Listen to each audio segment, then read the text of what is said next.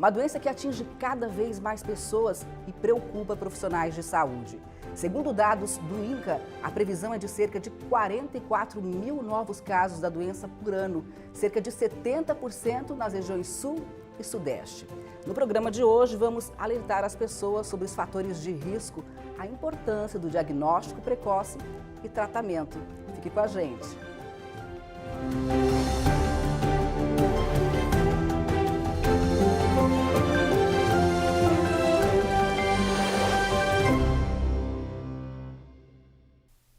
E o nosso entrevistado hoje é o Dr. Danton Correia, cirurgião oncológico e do aparelho digestivo. Ele é doutor em ciências e professor da Universidade Federal de Santa Catarina. Dr. Danton, prazer enorme receber aqui no Nossa Saúde. Obrigada por ter vindo. Muito obrigado também, Rafael. Para começar, há cerca de 5 anos nós tínhamos aí cerca de 25 mil novos casos de câncer de intestino por ano. E agora são cerca de 44 mil novos casos, ou seja, quase o dobro, O que explica esse aumento tão significativo? Então, tem duas explicações. Uma que se faz mais diagnóstico porque as pessoas têm mais acesso a exames e mais acesso a um médico realmente. E a segunda explicação seria que o número de casos vem aumentando realmente.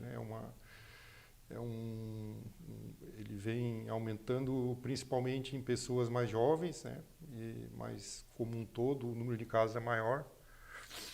E a explicação para isso ela é teórica, não se sabe exatamente por que isso aí acontece, mas esse fato dos tumores estarem surgindo em pacientes mais jovens parece ter muito a ver com hábitos de vida, como é de se imaginar, com o tipo de alimentação que a pessoa tem. Então, mas por que em pessoas mais jovens? Então, na minha geração, por exemplo, a gente não tinha assim esses alimentos industrializados de forma tão acessível, A gente tomava refrigerante no domingo, 1 litro de refrigerante, no domingo, e durante a semana era água, suco, salgadinho, assim, isso não tinha esse tipo de coisa, esses alimentos ensacados, industrializados. Era mais comida de verdade, Comida de verdade. Então, hoje as crianças elas se expõem a esse tipo de alimento numa idade muito precoce,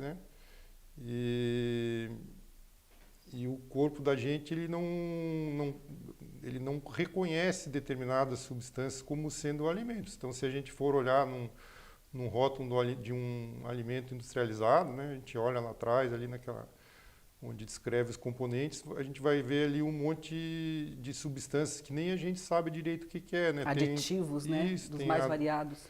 Adoçante, edulcorante, acidulante, estabilizante, emulsificante.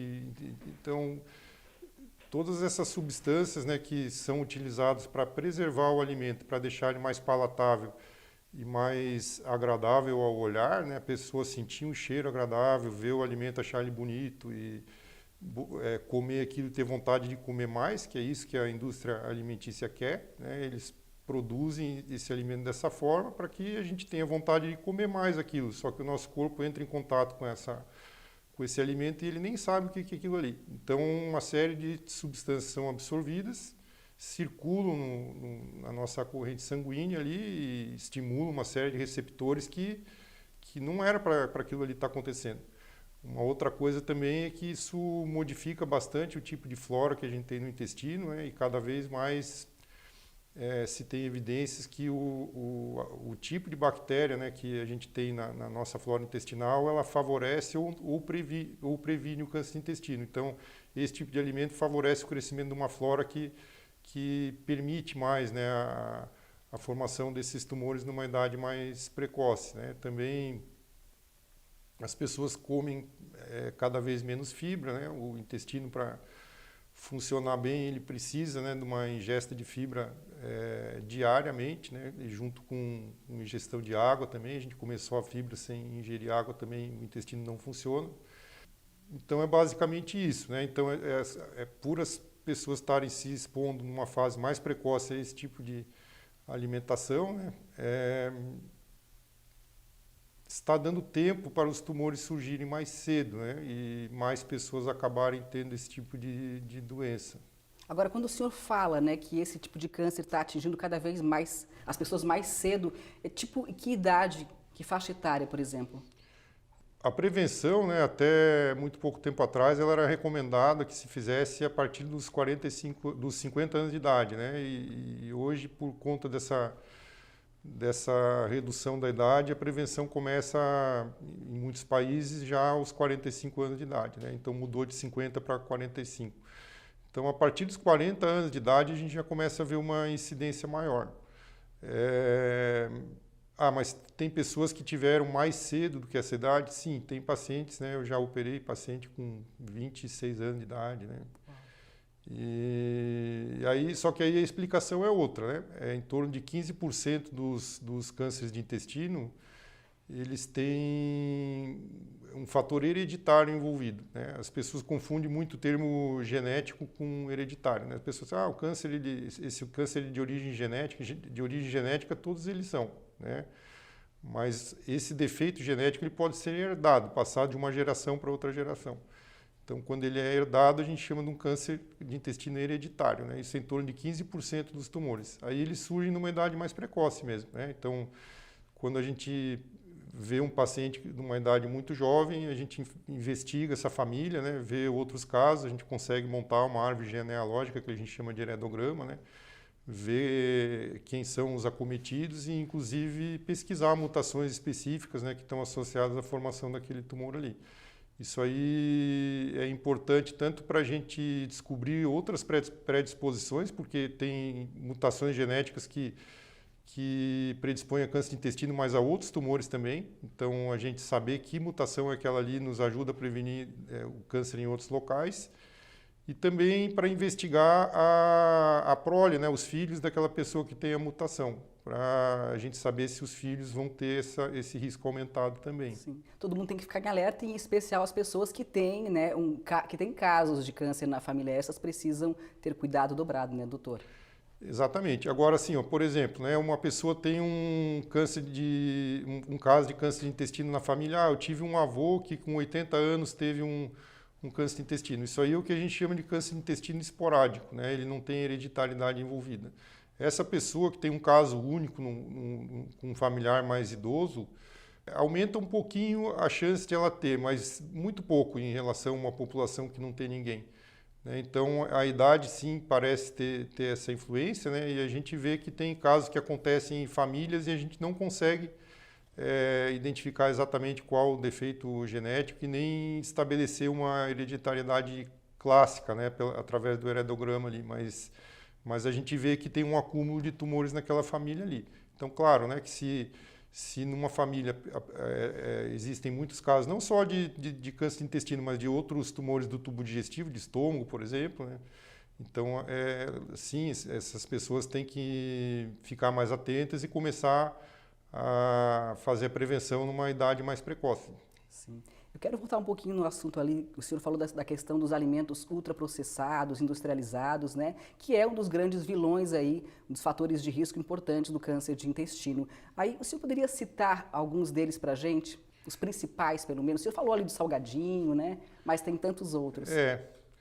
Então, o câncer de intestino, os estudos mostram assim, uma correlação muito grande com a ingesta de carne vermelha, né? Então, agora, esses estudos, eles são estudos populacionais, né? Então, como que eles são feitos? É através de questionários. Então, aquilo ali não é uma ciência sólida, vamos chamar assim, né? Não é hardcore, é uma ciência soft, assim, porque a gente consegue estabelecer a associação, não causalidade. Uhum. O que eu quero dizer com isso? Por exemplo, né, eu passei agora aqui a caminho aqui do estúdio por um acidente de moto e tinha uma ambulância do SAMU estacionada ali do lado da moto. E sempre quando eu passo por um acidente de moto, eu vejo uma ambulância do SAMU ali do lado. Então, a ambulância do SAMU está associada ao acidente de moto, mas ela não causou o acidente da moto. Então, a gente tem que tomar muito cuidado com esses estudos, porque eles conseguem, esses estudos populacionais e observacionais, onde não tem uma intervenção, né? Ou seja, a gente só está observando uma população ao longo do tempo, isso aí a gente consegue inferir a associação, e não se causa ou não. Mas o fato é que vários estudos mostram essa associação. Só que quando a gente vai ver os questionários, eles não conseguem diferenciar se a pessoa, que tipo de carne a pessoa ingeriu. Né? É carne vermelha, mas se é uma carne... De churrasco, aquelas carnes mais gordurosas? Exatamente. Ou se é na forma de embutidos, né? Então, com relação a isso, é sabido que carne processada, ela faz mal. Isso é certo, né? Então, esses embutidos que não precisam ir na geladeira para ser conservados, né? Então, ali tem sais, nitritos, nitratos, né, que ajudam a preservar aquela carne sem que ela precise ser refrigerada. Essas substâncias são danosas à superfície do intestino. Então, esses alimentos, principalmente, a gente tem que cuidar. Se a gente for ver também o tipo de carne de boi que né, se a gente for ver em países europeus e nos Estados Unidos, que é uma carne que é de boi criado em pecuária intensiva, né? Ou seja, o boi ele não caminha em pasto, ele se alimenta de ração, muitas vezes de milho, né? Enfim, não come grama, não caminha, para que ele engorde mais rápido, né? Cresça mais logo. Confinado, né? Aí até o gosto da carne é outro, né? Para quem já viajou e comeu carne fora, vê que o gosto da nossa carne aqui é completamente diferente. Quando a gente come essa carne que vem da Argentina, do Uruguai, é uma carne melhor, né? Porque é um tipo de gado que é diferente realmente, né? Assim, a qualidade daquela carne é outra. Então, essa carne aí, de um gado que é de uma pecuária extensiva, onde o boi é criado solto, comendo grama, é uma carne de uma qualidade melhor. Esse tipo de carne... muitos médicos acreditam que não tem uma associação tão grande com o câncer de intestino. De qualquer forma, né, a prudência fala em limitar aí, né, hoje assim existe um consenso que a gente deveria comer em torno de meio quilo de carne por semana, o que é pouco. Acho que para a maior parte das pessoas, né, acho que acabam comendo mais, né? Tem gente que tem hábito de comer carne diariamente e até tem aquela sensação que se não comer uma carne parece que não comeu. É verdade. Né? Então... Mas variar, né, doutor? De repente uma carne branca, um frango, perfeito. Um peixe, né? É exatamente isso aí. Variar a proteína. Variar a proteína. Perfeito. Até para preservar a saúde, né? Perfeito, exatamente isso. E assim, com relação a essa associação, as pessoas perguntam para mim assim, Danton, mas será que tem a ver com a comida mesmo? Porque eu, por exemplo, né, eu já operei pacientes com câncer de intestino que eram vegetarianos. Então, da onde que veio isso, né? Mas sim, tem relação com a comida, né? A gente vê outros tumores do tubo digestivo, o de estômago, por exemplo, né? Existem países que têm uma incidência muito alta, né? Que são os países asiáticos, lá no Japão, China, Coreia, né? Tem uma incidência muito alta de câncer de estômago. E essa população asiática, quando se eles saem dessa região e vão para os Estados Unidos, migram para os Estados Unidos e começam a comer uma dieta americana, eles param de ter câncer de estômago e começam a ter câncer de intestino. Então tem a ver com... A comida processada. Sim, né? tem a ver. Doutor, a gente vai fazer uma pausa agora. Nós vamos por um rápido intervalo e na sequência a gente volta com muito mais informações para você. Não saia daí.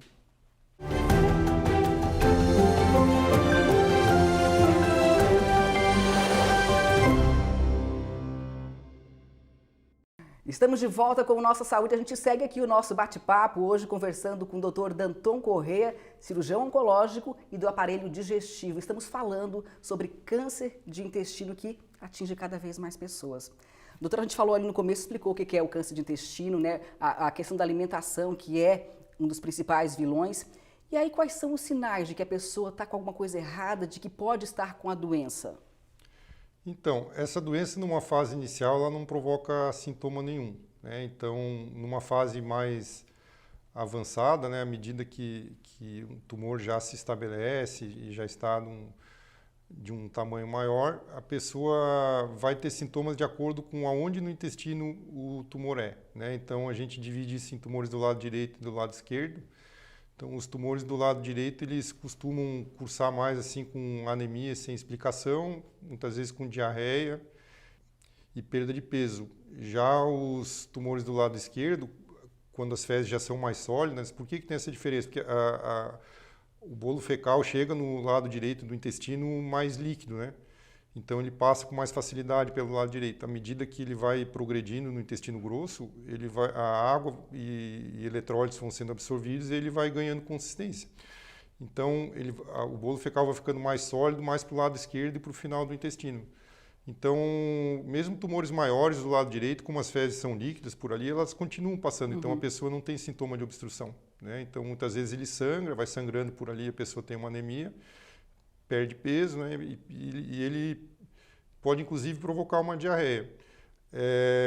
E à medida que as fezes vão ficando mais sólidas, se o tumor for no lado esquerdo, aí essas fezes vão ter mais dificuldade de passar. Então, a pessoa pode notar que não vai com tanta frequência no banheiro, pode notar, inclusive, alteração no calibre das fezes. Aí, quando as fezes passam pelo tumor, ele pode machucar ali naquela região tumoral e sangrar sangue mais vivo mesmo, a pessoa enxergar sangue nas fezes, coisa que no lado direito não é tão comum. E a perda de peso também é comum aos dois lados, né? Tanto no lado direito como no lado esquerdo, né? Então, quando a pessoa já sente esse tipo de coisa, normalmente... Já está no estágio avançado. Já, são casos que normalmente vão precisar de cirurgia para tratamento. O que a gente quer é evitar que o paciente chegue nisso. Então, o câncer de intestino, ele surge na imensa maioria das vezes de pólipos que inicialmente são pólipos benignos. O que é o pólipo? Ele é uma verruguinha ali que surge na superfície do intestino. Então, isso aí até foi motivo de um prêmio Nobel de Medicina, né, de um pesquisador que chamava-se Wolkenstein. Ele mostrou essa sequência que chama adenoma-carcinoma. Ele mostra que o pólipo, que é um adenoma, ele vai crescendo ao longo de vários anos, vai sofrendo transformações, e à medida que ele vai acumulando mutações com o passar do tempo, por isso que as pessoas têm mais tarde, o tipo esporádico acontece mais tarde, né? Quanto mais tempo a pessoa vive, mais mutações podem ir acumulando nesses pólipos. E aí chega um momento que ele transforma e deixa de ser benigno e passa a ser um câncer. Então, se a gente identifica esse pólipo antes que ele transforme, no próprio exame, a gente consegue remover o pólipo e não deixar ele passar por essa sequência adenoma-carcinoma. A gente remove ele antes. O exame é a colonoscopia. O exame, e aí quem deve fazer? O exame que é o mais adequado para a prevenção é a colonoscopia, que é esse exame onde é uma espécie de um tubo, né, que tem uma câmera na ponta, e que o tubo é introduzido através do ânus e o médico, então, ele consegue olhar o interior de todo o intestino grosso e, em muitos casos, até o finalzinho do intestino delgado a gente consegue ver também. Então, à medida que a gente vai progredindo com o aparelho, a gente vai vendo se enxerga esses pólipos ou não, e se enxerga, a gente já vai tirando esses pólipos no próprio exame. Então, se a pessoa... para impedir que ele se transforme depois num tumor maligno. Sim, porque daí aquele pólipo já foi. Então, se a gente fizer isso aí com regularidade, a pessoa praticamente elimina a possibilidade de ter câncer de intestino. É que tem alguns que não surgem de pólipo, né, que eles chamam de câncer de novo, que já surge como câncer mesmo, mas isso aí é uma minoria. Os mais frequentes são que surgem do pólipo. E aí quem é que deve fazer, né, o exame, tipo, qual é a faixa etária e qual a frequência? Então, aqui no Brasil ainda se recomenda que faça a partir dos 50 anos de idade, né? Eu, para os meus pacientes, eu recomendo que já faça a partir dos 45. E o exame, sendo normal, ele pode ser feito a cada 5 anos. Se a gente enxergar pólipo e remover pólipo, aí depende de uma série de fatores. Quantos pólipos a gente viu, se esse pólipo já estava nesse caminho de transformação ou não, o tamanho do pólipo. Então, a gente tem que avaliar cada caso, né, para recomendar a periodicidade. Mas nesses casos aí é num período mais breve, né? Daí a gente não espera 5 anos. Tem casos até que a gente tem que fazer anual. Olha, e qual é a chance de cura, né, quando o câncer é descoberto ali no iniciozinho? No iniciozinho, a imensa maioria dos pacientes fica curada, né? A imensa maioria fica curada. Estamos falando do quê? De 80%, talvez? Acho que sim, em torno disso, né? Agora, quando a pessoa já tem sintoma, né? Isso aí a maior parte desses tumores, eles estão, quando a gente faz aquela divisão por estadio, né? Talvez os nossos ouvintes aí já tenham ouvido falar nisso. Em que estadio que estava o câncer, né? Normalmente a gente divide em 4, né? Em 4 estadios, né? Então, o 1 seria e o 2 são tumores mais precoces, o 3 seria o intermediário, e o 4 é quando ele já saiu do intestino e está em outros lugares do corpo. Quando a gente identifica o tumor nessa fase dos sintomas, normalmente ele já é fase 3, estadio 3. Mas mesmo assim, mesmo pacientes com estadio 4, a gente consegue ter bons resultados. O tratamento do câncer de cólon melhorou muito, né, nos últimos anos, na última década. tanto do ponto de vista de medicações disponíveis como nas técnicas cirúrgicas que a gente usa, né? Então teve uma compreensão melhor da doença e isso faz com que a gente atinja índices de cura bem aceitáveis. Passa por cirurgia, quimioterapia, normalmente? Sim. Então, assim, quando é um pólipo que sofreu transformação, mas que ele ainda está bem superficial no pólipo, a própria colonoscopia já é o tratamento. Quando removeu o pólipo, tinha um câncer ali, mas ele estava só na mucosa do pólipo. Então, esse aí a colonoscopia já tratou. Quando ele já invadiu até uma camada mais profunda, que a gente chama de submucosa, ou para cima, né, mais profunda ainda do que a submucosa, e precisa fazer uma cirurgia e remover aquele pedaço do intestino. A gente remove aquele pedaço junto com umas estruturas que ficam em torno do intestino, que a gente chama de linfonodos, né? Que são essas ínguas que a gente tem no pescoço, embaixo do braço, na virilha, tem isso em torno do intestino também. O nome médico para íngua é linfonodo, né? Então, a gente remove esses linfonodos que a doença gosta de ir para essas estruturas. Então, quanto mais profundo o tumor, maior a chance que tem de ele ir para essas estruturas. Então, a gente já remove isso aí na cirurgia. A maior parte das vezes a gente consegue reemendar, né, o intestino naquele pedaço que a gente removeu. E tem uma coisa interessante, assim, que o câncer de intestino grosso ele é diferente de outros cânceres, que a doença metastática, quando ele sai do intestino e vai para outros lugares do corpo, o lugar que ele mais gosta de ir é para o fígado. E a maior parte dos tumores que têm doença metastática, eles não têm mais possibilidade de cura e nem de operar a doença metastática, mas no câncer de intestino não. Como na maior parte em grande parte desses casos, não na maior parte, mas em grande parte, a gente vê doença só no fígado, dependendo da distribuição daqueles nódulos no fígado, a gente consegue fazer cirurgias e remover esses nódulos aí com intuito de cura mesmo. Eu tenho vários pacientes tratados assim que ficaram curados. Então, mesmo em pacientes estádio 4, a pessoa pode ficar curada. Né? Assim, a quimioterapia ela sempre ajuda, sempre que tem linfonodo comprometido, né? Quando a doença já foi para essas ínguas, já foi para esses linfonodos, a quimioterapia ela precisa ser feita. Ou quando já está em outros lugares do corpo, já em fígado, já em pulmão, também a quimioterapia precisa ser feita. Aí, dependendo de algumas alterações moleculares que o tumor apresenta, a gente pode usar a imunoterapia e terapias-alvo, né? Mas aí a gente faz um teste genético específico ali daquele tumor no material que saiu, né? É feito uma análise ali das mutações que tem naquele tumor e isso ajuda a gente a escolher o tipo de remédio que pode usar. Agora, para evitar tudo isso, né, doutora, a prevenção é fundamental, passa pela mudança de hábitos, como a gente falou, passa por uma alimentação mais saudável. E a gente tem agora uma reportagem para mostrar para você dicas de uma nutricionista de como se alimentar melhor, de forma mais saudável e evitar, assim, tantas doenças, entre elas o câncer de intestino. Olha só. O câncer em Santa Catarina pode dar um salto em número de casos nesse ano. Isso é o que aponta uma estimativa do Instituto Nacional do Câncer, que revela que o estado terá 39 mil novos casos em 2023. O estudo projeta que os 3 principais tipos de câncer sejam o câncer de mama feminina, câncer de próstata e câncer do cólon e reto. Hábitos de vida saudáveis podem prevenir o câncer e, se tratando do câncer coloretal, adotar uma alimentação equilibrada e rica em ingredientes naturais contribui para a saúde do intestino. A nutricionista Graciele Bezic explica o que é importante consumir e o que devemos evitar. O que a gente deve evitar nesse caso? O consumo excessivo de carnes vermelhas é fundamental, então assim, manter aí uma frequência de no máximo 2 vezes na semana já seria o ideal. Evitar ao máximo o consumo de alimentos embutidos, que são aqueles que levam como conservantes os nitritos e nitratos, que têm um potencial grande carcinogênico. E também os alimentos ultraprocessados, que contêm uma série de aditivos artificiais que são irritantes da mucosa intestinal, então eles devem ser evitados. Já com relação aos alimentos que a gente tem que priorizar, consumir bastante, então a gente está aqui num ambiente super favorável, né? Aqui onde tem muitos vegetais, né? Alimentos naturais, comida de verdade, e é isso que a gente deve priorizar no nosso dia a dia, comida de verdade.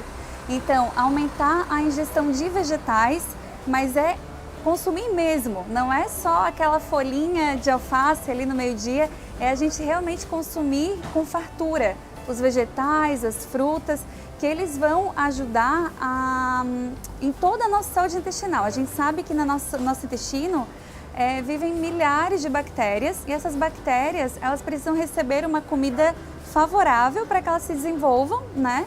E a gente cultive boas bactérias que sejam benéficas à saúde intestinal. E para isso, o consumo de vegetais, fibras e também a hidratação é fundamental. E ela deixa uma dica importante de um alimento que é super conhecido e bem acessível à população. Um alimento que é muito bacana para a saúde intestinal, já tem vários estudos a respeito disso, é a banana verde. Mas como que a gente vai consumir a banana verde? Uma dica que eu dou é a gente fazer a biomassa de banana verde. Como que faz? Nada mais é do que você pegar a banana verde com a casca, colocar dentro da panela de pressão, cobrir com água e quando começar a pressão, você vai deixar em fogo baixo por 10 minutinhos. Encerrando os 10 minutos, você desliga o fogo, espera sair a pressão e aí retira as bananas lá de dentro da panela e aquela polpa que já vai estar cozida, você vai colocar no liquidificador com um pouquinho de água filtrada, o suficiente para bater, e com isso você vai formar um creme, que é a biomassa. Essa biomassa é o ideal você ter para a semana, ela dura 4 a 5 dias na geladeira e usar em várias preparações do seu dia. Por exemplo, 2 a 3 colheres da biomassa por dia. Você pode usar em vitaminas, para engrossar molhos, ela não tem sabor, não vai interferir no sabor dos alimentos e vai fornecer diversos benefícios à saúde intestinal. Então, bora pra feira! Cuidar do intestino é cuidar da saúde integral.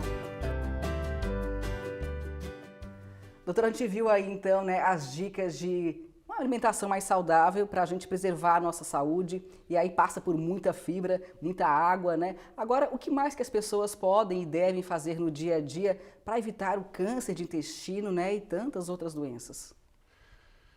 Então, outro fator de risco que está associado ao câncer de intestino é a obesidade e o sedentarismo, né? Então, a prática de exercícios físicos, ela também ajuda na prevenção do câncer de intestino, né? A pessoa manter um peso saudável, né? E mesmo quem não consegue perder tanto peso, mas se exercita todo dia,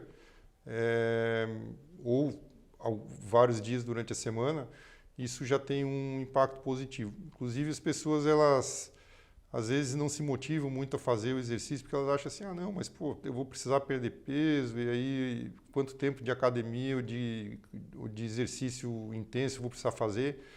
Na realidade, exercício físico não existe um mínimo, né? Assim, qualquer coisa que a pessoa faça é melhor do que não fazer. Então, se a pessoa caminhar, eu consigo caminhar 15 minutos por dia, tá ótimo. É muito melhor do que ela não fazer. Mas isso aí está me ajudando a prevenir câncer de intestino? Sim. Sim. E outras doenças cardiovasculares também. Certamente. Então, não tem desculpa, né? Não. Todo mundo consegue incluir na agenda 15 minutos de uma caminhada, de um exercício. Claro que se a gente pessoa... não está falando de horas de academia, né? Depois a pessoa se anima até acaba fazendo mais, né? Sai para caminhar 15, caminha meia hora, né? Tem que dar o primeiro passo, né? Exatamente. Exatamente, mas assim, mas se a pessoa começar assim, ela já vai ter sim um benefício. Então, assim, mudança de hábito é fundamental, né, doutor? Sem dúvida. Se alimentar melhor, se exercitar. Quem não gosta tem que incluir mesmo como se fosse um remédio, né? Exatamente, como se fosse um remédio. Exatamente. Doutor, isso. o senhor quer deixar algum recado final aí para os nossos telespectadores? Então, cuide da sua saúde, né? A gente acha que a saúde é uma coisa que vem para a gente de graça, né? Que Deus deu isso para a gente, deu realmente, mas é nossa obrigação manter essa saúde que Deus nos deu. Então, como que a gente vai fazer isso? Prestando atenção nesses sinais aí que eu falei. Caso você apresente esse tipo de sintoma, tem que procurar o seu médico, investigar melhor. E caso você não apresente sintoma nenhum, e que bom, né? Vá no seu médico também, para que ele faça a colonoscopia a partir dos 45 ou 50 anos de idade e avalie outros fatores, né, da sua família, para eventualmente começar esses exames mais cedo, né, mas a orientação geral seria essa. Prevenção é o melhor remédio. Exatamente. Doutor Danton, que bom conversar com o senhor. Muito obrigada por ter vindo aqui ao Nossa Saúde e trazer tantas informações aí para o nosso público. Obrigada. Eu que agradeço o convite, foi muito legal estar aqui. Que bom. E assim, então, a gente vai encerrando Nossa Saúde de hoje. A você, obrigada pela companhia e a gente se vê no próximo programa. Até lá! Brasil.